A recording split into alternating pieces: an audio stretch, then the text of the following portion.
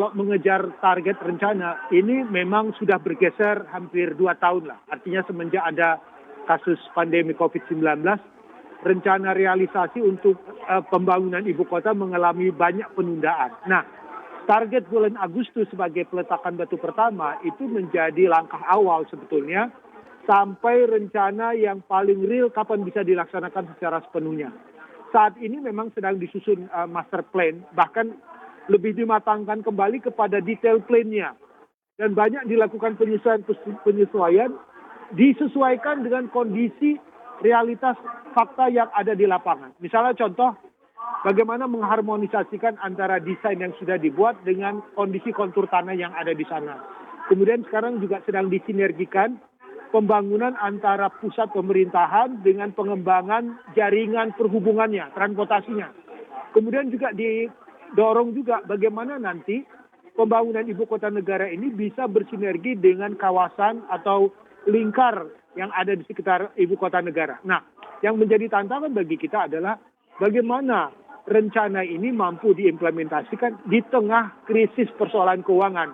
Memang satu hal yang diminta, sebelum rencana ini dibangun, minimal naskah RUU Undang-Undang Ibu Kota Negara itu harus diketok palu dulu.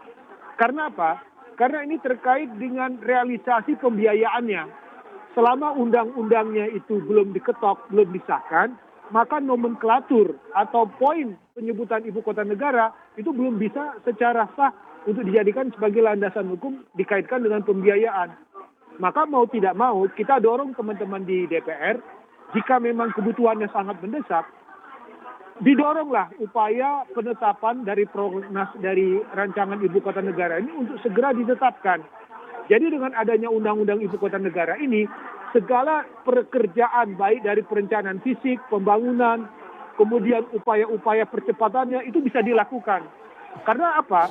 Ada hal penting dikaitkan dengan Ibu Kota Negara itu, yaitu payung hukumnya. Payung hukumnya ini menjadi dasar dalam aspek pembiayaannya.